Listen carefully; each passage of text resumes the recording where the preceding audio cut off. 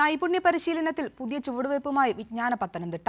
പദ്ധതിയുടെ ഭാഗമായി അവസാന വർഷ ബിരുദാനന്തര വിദ്യാർത്ഥികൾക്ക് ജോലിക്കാവശ്യമുള്ള നൈപുണ്യ പരിശീലനം നൽകുന്ന പദ്ധതിക്ക് ഈ മാസം പത്തനംതിട്ടയിൽ തുടക്കമാകും. 2025 അവസാനത്തോടെ 5 ലക്ഷം വിദ്യാർത്ഥികളെ തൊഴിലിലേക്ക് നയിക്കുന്ന നൈപുണ്യ പരിശീലനം സംസ്ഥാന തലത്തിൽ നടപ്പാക്കാനും തീരുമാനം.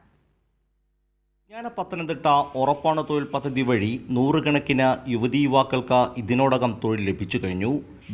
ബിരുദാനന്തര കോഴ്സുകൾ ചെയ്യുന്ന അവസാന വർഷ വിദ്യാർത്ഥികളെ ലക്ഷ്യമാക്കിയാണ് നൈപുണ്യ പരിശീലന പരിപാടി സംഘടിപ്പിക്കുന്നത്. പത്തനംതിട്ടയിലെ കോളേജുകളിൽ പഠിക്കുന്ന അവസാന വർഷ വിദ്യാർത്ഥികൾക്ക് വേണ്ടിയിട്ട് കൃത്യമായിട്ടും ഉറപ്പായിട്ടും ജോലിയിലേക്ക് നയിക്കുന്ന ഒരു നൈപുണ്യ പരിശീലന പരിപാടി ആരംഭിക്കുക. റിസൾട്ട് വരുന്നതിന് മുമ്പ് കണ്ടീഷണലായിട്ട് ഓഫർ ലെറ്റർ ഇതിൽ പങ്കെടുക്കുന്ന കുട്ടികൾക്ക് നൽകിയിരിക്കും. അതിനു വേണ്ടിയിട്ട് കമ്പനികളുമായിട്ടുള്ള ചർച്ചകളും അവർക്ക് ഏത് തരത്തിലുള്ള കോഴ്സിനോട് താല്പര്യമെന്നുള്ള സംഭാഷണങ്ങളും നടന്നുകൊണ്ടിരിക്കുക.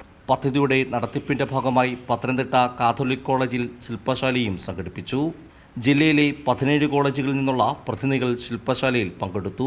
പദ്ധതി വിദ്യാർത്ഥികൾക്ക് ഏറെ പ്രയോജനമെന്ന റാന്നി സെന്റ് തോമസ് കോളേജിലെ അധ്യാപകൻ ജിക്കു ജെയിംസ്.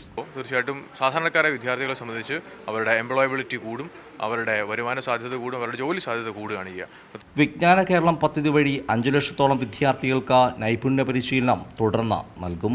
കൈരളി ന്യൂസ്, പത്തനംതിട്ട.